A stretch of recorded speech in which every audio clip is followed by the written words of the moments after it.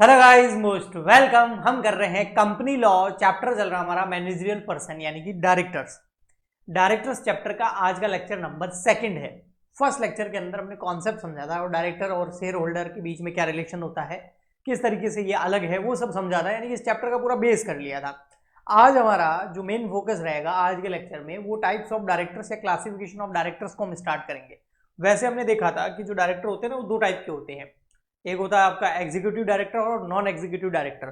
तो executive director को हम शॉर्ट में क्या बोलते हैं, ईडी बोलते हैं, और नॉन एग्जीक्यूटिव को क्या बोलते हैं, एनईडी बोलते हैं। अब ईडी के अंदर बहुत सारे डायरेक्टर होते हैं, एनईडी में भी बहुत सारे डायरेक्टर होते हैं। मोटा मोटी ईडी में जो भी डायरेक्टर होते हैं ना उनको मैनेजिंग डायरेक्टर या होल टाइम डायरेक्टर बोलते हैं। डे टू डे लाइफ में जो होते हैं ना काम, किसी भी बिजनेस के डे टू डे वर्क जो होता है वो सारा का सारा ये करते हैं।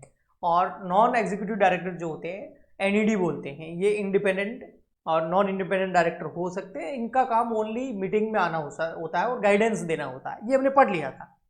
अब इन दोनों के अंदर है ना, जैसे ये ले लो या ये ले लो, इसमें बहुत सारे टाइप्स आते हैं। जैसे वुमेन डायरेक्टर हो गया, रेजिडेंट डायरेक्टर हो गया, एसएसडी हो गया, एडिशनल डायरेक्टर हो गया, फर्स्ट डायरेक्टर हो गया, अल्टरनेट डायरेक्टर हो गया, है ना। ऐसे बहुत सारे टाइप्स हैं। तो उन सबको हम अच्छे से समझने वाले हैं आज के लेक्चर के अंदर। हम स्टार्ट कर देंगे, धीरे धीरे आगे बढ़ाएंगे। ओके, 2-3 टाइप्स ऑफ डायरेक्टर के बारे में आज बताऊंगा और उसमें हम मेनली ये देखेंगे, जैसे आज हम जो समझेंगे ना मोस्टली वो इन तीनों को देखेंगे, ठीक है। उसके बाद में नेक्स्ट और भी देखेंगे, जैसे वुमेन डायरेक्टर हो गया, रेजिडेंट डायरेक्टर हो गया, इंडिपेंडेंट डायरेक्टर हो गया। अब इंडिपेंडेंट डायरेक्टर आपका एनईडी डायरेक्टर है ना, नॉन एग्जीक्यूटिव डायरेक्टर है, ये आपका एग्जीक्यूटिव डायरेक्टर हो गया। तो इनमें हम ये देखेंगे कौन सी कंपनी को ये वाला डायरेक्टर अपॉइंट करना होता है, क्या हर कंपनी को होता है या किसी स्पेशल कंपनी को होता है, उसके ऊपर कंपनीज एक्ट क्या बोलता है, किसको ये वाला डायरेक्टर या ये वाला डायरेक्टर या जो भी हम टाइप्स ऑफ डायरेक्टर पढ़ेंगे वो कौन सी कंपनी को अपॉइंट करना होता है, और उसके बाद में उसका काम क्या होता है, उसके लिए उसको क्या क्वालिफिकेशन उसके बाद होना चाहिए, तब जाके वो किसी कंपनी का डायरेक्टर बनेगा। जैसे आप अगर किसी कंपनी के डायरेक्टर बनना चाहते हैं तो आप में क्या क्वालिफिकेशन होना चाहिए। और एंड में फिर हम डायरेक्टर्स जो है उनकी पावर्स, उनकी ड्यूटीज और उनकी क्या एलिजिबिलिटी होती है वो भी पढ़ेंगे। ओके, वो सबकी एकदम कॉमन पढ़ेंगे। अभी 1 बाय 1 हम स्टार्ट करते हैं। तो सबसे पहले हम वुमेन डायरेक्टर करते हैं, जो कि कंपनीज एक्ट 2013 में न्यू इंट्रोड्यूस किया गया है। अब देखो, वुमेन डायरेक्टर किसको अपॉइंट करना होता है, कौन सी कंपनी को करना होता है ना। जो क्वेश्चन भी यही है ना, which company are required to have women director, कौन सी कंपनी को, क्या हर कंपनी के पास में एक वुमेन डायरेक्टर होना चाहिए, नहीं। एवरी लिस्टेड कंपनी, जो कंपनी स्टॉक एक्सचेंज मार्केट में लिस्टेड है, लिस्टेड मतलब समझ गए ना, जिसके शेयर्स को आप शेयर मार्केट के अंदर जाके खरीद सकते हो, बेच सकते हो, उनको लिस्टेड कंपनी बोलते हैं। और जिन कंपनीज के शेयर आप शेयर मार्केट के अंदर जाके खरीद बेच नहीं सकते सेकेंडरी मार्केट के अंदर, स्टॉक मार्केट के अंदर, तो वो हो गए आपके अनलिस्टेड कंपनीज। तो लिस्टेड कंपनीज, तो हर लिस्टेड कंपनी को एक वुमेन डायरेक्टर अपॉइंट करना होगा। एवरी अनलिस्टेड कंपनी, अच्छा अनलिस्टेड अगर कंपनी है और पब्लिक कंपनी है लेकिन अनलिस्टेड है, स्टॉक मार्केट में लिस्टेड नहीं है, तो ऐसी अनलिस्टेड कंपनी जिसकी पेड अप शेयर कैपिटल जो है 100 करोड़ या उससे ज्यादा हो, और देखो और आया वर्ड में, और ऐसी अनलिस्टेड पब्लिक कंपनी जिसका जो टर्नओवर है यानी कि जिसकी सेल्स जो है वो 300 करोड़ या उससे ज्यादा हो, दोनों में से कोई भी कंडीशन पूरी होगी, उस कंपनी को एक वुमेन डायरेक्टर अपॉइंट करना पड़ेगा। देखो, लिस्टेड कंपनी सभी को करना है, अनलिस्टेड कंपनी जो होती है ना उसमें देखो, या तो आपकी कंपनी की paid up share capital 100 crore या उससे ज्यादा आ रही है, या फिर आपकी कंपनी का जो टर्नओवर है वो 300 करोड़ या उससे ज्यादा आ रहा है। दोनों में से कोई भी एक कंडीशन पूरी होगी, उस अनलिस्टेड पब्लिक कंपनी को एक वुमेन डायरेक्टर को अपॉइंट करना पड़ेगा। कितने वुमेन डायरेक्टर, एटलीस्ट 1, कम से कम एक होना चाहिए, ज्यादा आप कर सकते हो।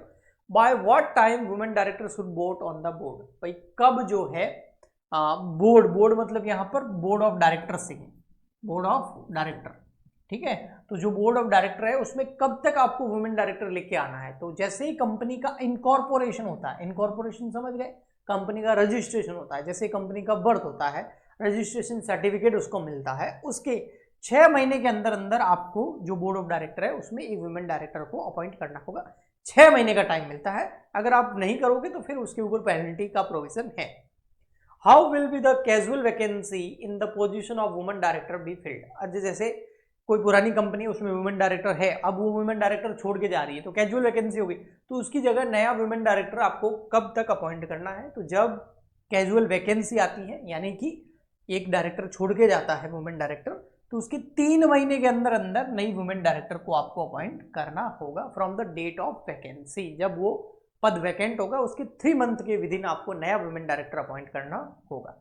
तो बहुत बढ़िया है, इससे बाहर वुमेन डायरेक्टर का क्वेश्चन नहीं जाएगा। अगर एग्जाम में आता है तो आप आराम से लिख सकते हैं। छोटे क्वेश्चन आएंगे तो ये आपको लिमिट याद रखना, 100 crore paid up share capital, 300 crore turnover in case of unlisted public company, और लिस्टेड कंपनी तो फिर सभी को करना पड़ेगा।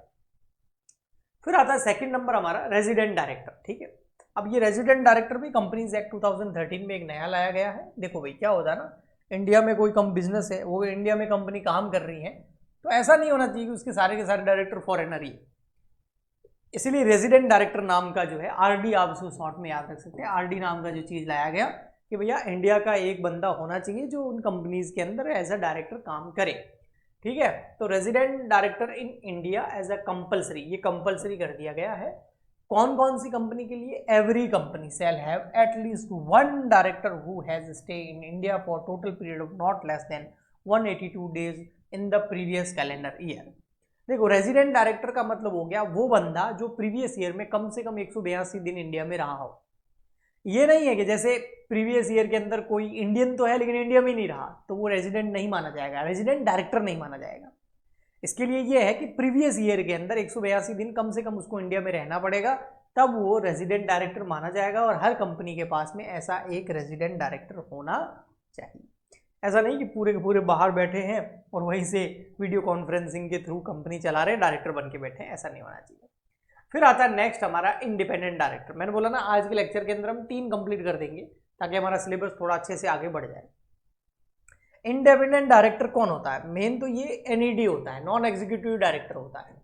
मतलब ये जो है ना डे टू डे लाइफ में कंपनी के अंदर जो है काम नहीं करते हैं। ये क्या करते हैं? ये डायरेक्टर वो डायरेक्टर होते हैं जो बोर्ड ऑफ डायरेक्टर की मीटिंग होती है उसमें पार्टिसिपेट करते हैं, उसमें वोट दे सकते हैं और उसमें गाइडेंस दे सकते हैं, बाकी डायरेक्टर को एक सलाह दे सकते हैं, एडवाइस दे सकते हैं, उनको गाइड कर सकते हैं। तो ये एनईडी टाइप, एनईडी है इंडिपेंडेंट डायरेक्टर। ठीक है, और ये लिस्टेड कंपनी हो या अनलिस्टेड कंपनी हो, तो लिस्टेड यानी कि जो स्टॉक मार्केट में लिस्टेड है, अनलिस्टेड मतलब जो शेयर मार्केट में लिस्टेड नहीं है। तो लिस्टेड कंपनी अगर है तो जो बोर्ड ऑफ डायरेक्टर है ना उसके कम से कम 1/3 के बराबर, कितने? कम से कम 1/3 के बराबर आपके पास में इंडिपेंडेंट डायरेक्टर होने चाहिए।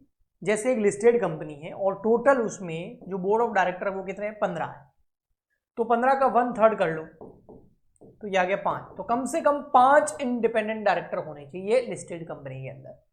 मान लेते हैं उसमें डायरेक्टर है 9, तो 9 का 1/3 कर लो तो कम से कम 3 डायरेक्टर होने चाहिए। मान लेते हैं अगर ऐसा हो जाए कि भैया डायरेक्टर जो है वो है हमारे 7, अब आप यहां देखोगे तो पॉइंटों में आंसर आएगा, है ना? ओके, और 2.3 ऐसा कुछ आएगा, तो हम राउंड ऑफ करके इसको 3 कर देंगे। समझ में आ गया? पॉइंटों में अगर फ्रैक्शन में आता है तो उसको राउंड ऑफ कर देना है, क्योंकि आधा तो कोई इंसान कैसे अपॉइंट होगा, पूरा ही होगा। ओके जी, ठीक। और अगर अनलिस्टेड कंपनी है तो कम से कम 2 इंडिपेंडेंट डायरेक्टर आपको अपॉइंट करने होंगे। यहां पर नंबर डिपेंड करता है टोटल नंबर ऑफ डायरेक्टर पर। टोटल नंबर ऑफ डायरेक्टर का 1/3 करना है, पॉइंट में आए तो राउंड ऑफ कर लो। उतने number of director listed company को एज अ इंडिपेंडेंट डायरेक्टर जो है अपॉइंट करने होंगे। लेकिन अनलिस्टेड कंपनी है तो कम से कम दो इंडिपेंडेंट डायरेक्टर आपको अपॉइंट करने होंगे, लेकिन सभी अनलिस्टेड कंपनी को नहीं। लिस्टेड तो सारी कंपनी को, अनलिस्टेड वो कंपनी जिसकी paid up share capital 10 crore या उससे ज्यादा हो, टर्नओवर 100 करोड़ या उससे ज्यादा हो, आउटस्टैंडिंग लोन एंड डिपॉजिट्स जो 50 करोड़ या उससे ज्यादा हो, तो ऐसी अनलिस्टेड पब्लिक कंपनी को जो है 2 इंडिपेंडेंट डायरेक्टर अपॉइंट करने होंगे। तो लिस्टेड में 1/3 और अनलिस्टेड में अगर paid up share capital 10 crore, turnover 100 crore और आउटस्टैंडिंग लोन एंड डिपॉजिट्स जो है 50 करोड़ या उससे ज्यादा हो, तो कम से कम 2 आपको इंडिपेंडेंट डायरेक्टर अपने बोर्ड के अंदर अपॉइंट करने पड़ेंगे। अब देखो इसका नाम क्या है? इंडिपेंडेंट है। इंडिपेंडेंट मतलब ये किसी के ऊपर डिपेंडेंट नहीं है, जैसे कंपनी के शेयर होल्डर, कंपनी के प्रमोटर, कंपनी के अदर डायरेक्टर इसके ऊपर प्रेशर डाल के मतलब इससे हाँ नहीं बुलवा सकते। ये इंडिपेंडेंट है, किसी भी डिसीजन में अपनी खुद की राय रखेगा, ना कि किसी से इन्फ्लुएंस होकर राय रखेगा। तो ये इंडिपेंडेंट डायरेक्टर हर कोई नहीं बन सकता।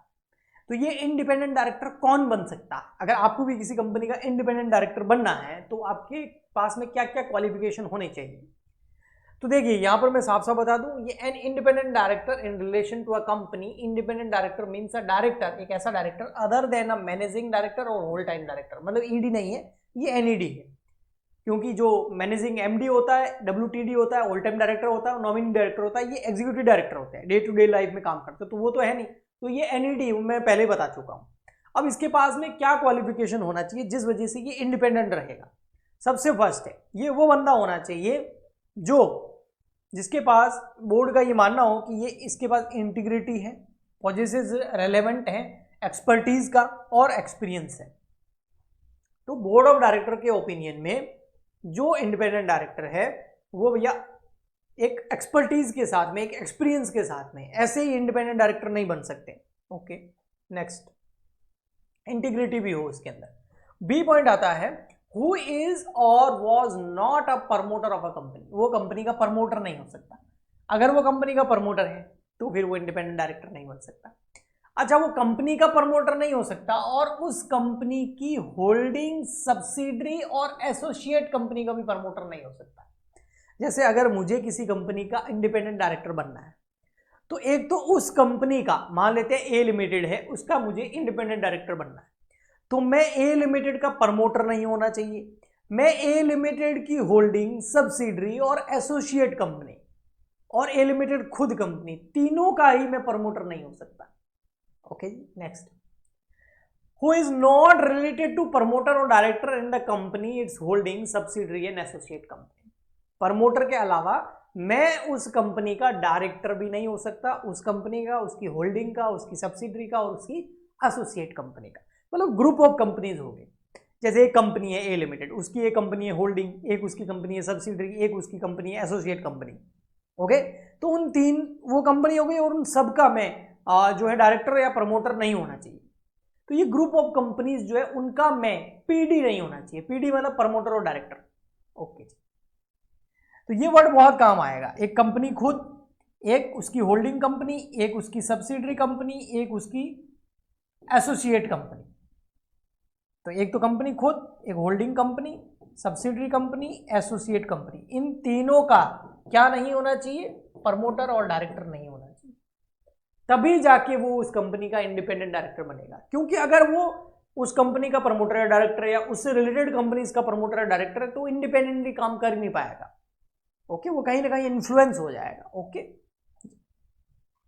तो यही लिखा हुआ है, ये देखो, ये जैसे एक बंदा है, इसका एक तो ऊपर पढ़ ही लिया, प्रमोटर और डायरेक्टर नहीं होना चाहिए, इसके अलावा जैसे ये है, इसको इंडिपेंडेंट डायरेक्टर बनना है, तो ये जो व्यक्ति है इंडिपेंडेंट डायरेक्टर बनना चाहता है किसी कंपनी का, तो इस बंदे का उस कंपनी, उसकी होल्डिंग कंपनी, उसकी सब्सिडरी, उसकी एसोसिएट, उसकी जॉइंट वेंचर कंपनी, उस कंपनी के प्रमोटर, उस कंपनी के डायरेक्टर के साथ में कोई भी मॉनेटरी रिलेशन नहीं होना चाहिए पिछले 2 सालों तक। तो आप कंफ्यूज मत होना, देखो दोनों चीजें अलग है। ए पॉइंट में क्या बोल रहा था कि भाई किसी भी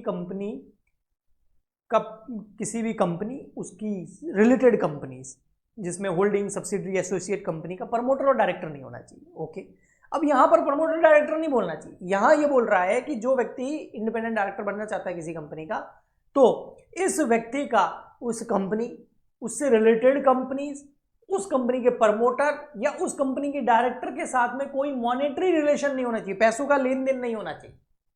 अगर मैं हूं और मेरा अगर पहले से ही पिछले 2 सालों में कोई मॉनेटरी रिलेशनशिप रहा है उस कंपनी के साथ या उसकी होल्डिंग, सब्सिडरी, एसोसिएट कंपनी के साथ या उन कंपनीज के प्रमोटर या डायरेक्टर के साथ मैंने कोई भी पैसों का लेन देन किया है पिछले 2 सालों में, तो फिर मैं उन कंपनी का इंडिपेंडेंट डायरेक्टर नहीं बन सकता। आगे समझ में? ओके, अब ये अगला सेम पॉइंट है। अब इसमें क्या हो जाएगा कि ये जो व्यक्ति है और इसका जो रिलेटिव है उनका मॉनेटरी रिलेशन नहीं होना चाहिए in holding, subsidiary, associate, joint venture, promoter और डायरेक्टर कंपनी के साथ में कितना परसेंटेज नहीं होना चाहिए? For an amount exceeding lower of, इससे कम होना चाहिए अगर रिलेटिव है तो 2% ऑफ ग्रॉस टोटल और 2% ऑफ टोटल इनकम और 50 लाख रुपीज, इन तीनों में से जो सबसे ज्यादा अमाउंट होगा, एक्सीडिंग ऑफ, लोअर ऑफ, है ना, इन सब में से जो कम होगा, एक्सीडिंग ऑफ, लोअर ऑफ, इन सब में से जो कम होगा उससे ज्यादा मेरा मॉनेटरी रिलेशनशिप नहीं होना चाहिए इन कंपनीज के साथ। ओके, फिर प्रमोटर और डायरेक्टर दोनों आ गए, ये देखो सॉरी, प्रमोटर और डायरेक्टर क्या, वो बंदा और उसका रिलेटिव, जो इंडिपेंडेंट डायरेक्टर बनना चाहता है और उसका जो रिलेटिव है, जैसे मैं और मेरे रिलेटिव, उन कंपनीज के, उस कंपनीज के मैं जो है as a independent director appoint नहीं हो सकता, जिन कंपनीज का मैं पिछले 3 सालों में ऑडिटर, सेक्रेटरी और कॉस्ट ऑडिटर रह चुका हूं। देखो, कोई कंपनीज हैं, ये कंपनी है एक्स, उसकी होल्डिंग, उसकी सब्सिडरी, उसकी एसोसिएट कंपनी, उन कंपनीज का मैं या मेरा रिलेटिव उन कंपनीज में पिछले 3 सालों के अंदर ऑडिटर, सेक्रेटरी, कॉस्ट ऑडिटर रह चुके हैं, तो फिर हम उन कंपनी के इंडिपेंडेंट डायरेक्टर नहीं बन सकते। ओके, नेक्स्ट आता है हमारा मीनिंग, हाँ, does not hold more than 2% of voting power. जो कंपनी है और उसकी रिलेटेड कंपनीज है, उनमें जो इंडिपेंडेंट डायरेक्टर बनना चाहता है वो और उसके रिलेटिव का 2% से ज्यादा वोटिंग पावर नहीं होना चाहिए, 2% तक हो सकता है, यानी कि 2% से ज्यादा हम शेयर होल्ड नहीं कर सकते। ओके जी। फिर आता है जो इंडिपेंडेंट डायरेक्टर बनना चाहता है और जो उसका रिलेटिव है वो सीईओ या डायरेक्टर नहीं होना चाहिए। किसका? उन कंपनीज का, वो तो हो ही नहीं सकता, सबसे पहले पढ़ लिया। एनजीओ का। सर एनजीओ का क्या रिलेशन है? समझता हूं। एक ऐसा एनजीओ है, नॉन फॉर प्रॉफिट ऑर्गेनाइजेशन है, जिसके अंदर 25% फंडिंग वो कंपनी कर रही है जिसका मैं या मेरा रिलेटिव डायरेक्टर या फिर सीईओ है। यानी कि एक है एक्स लिमिटेड, उसका मैं डायरेक्टर हूं या सीईओ हूं, या मेरा रिलेटिव डायरेक्टर या सीईओ है, और वो जो एक्स लिमिटेड है वो किसी एनजीओ को फंडिंग कर रही है, तो फिर मैं उस कंपनी का या मेरा रिलेटिव उस कंपनी का, उस एनजीओ का इंडिपेंडेंट डायरेक्टर नहीं बन सकता। ओके, क्योंकि वो देखो, उस एनजीओ में 20% फंडिंग कौन कर रहा है? वो कंपनी कर रही है, या फिर 2% से ज्यादा वोटिंग पावर किसका है? उस कंपनी का है, तो उस एनजीओ को वो कंट्रोल कर रहे हैं। ओके जी, ठीक। अब आता है आपका who possesses prescribe expertise. F number आता है भाई, और क्या क्वालिफिकेशन होना चाहिए? तो उसके पास में प्रेस्क्राइब एक्सपर्टीज होनी चाहिए फाइनेंस के अंदर, लॉ के अंदर। किसके? इंडिपेंडेंट डायरेक्टर के पास में फाइनेंस का, लॉ का, मार्केटिंग का, मैनेजमेंट का, रिसर्च का, सेल्स का, टेक्निकल ऑपरेशंस का, एक्सेट्रा का अच्छा खासा उसको नॉलेज होना चाहिए, एक्सपर्टीज होनी चाहिए, तभी जाके वो इंडिपेंडेंट डायरेक्टर बन सकता है। ऐसे सीधा मुंह उठा के जाके नहीं बन सकता। ओके, अब सर ये इंडिपेंडेंट डायरेक्टर ऐसा कोई बंदा है जिसके पास में ये सारी क्वालिफिकेशन है, एक्सपर्टीज भी है, फाइनेंस का है, लॉ का है, मैनेजमेंट का है, सारी क्वालिफिकेशन पूरी करता है, ऐसा बंदा कहाँ मिलेगा?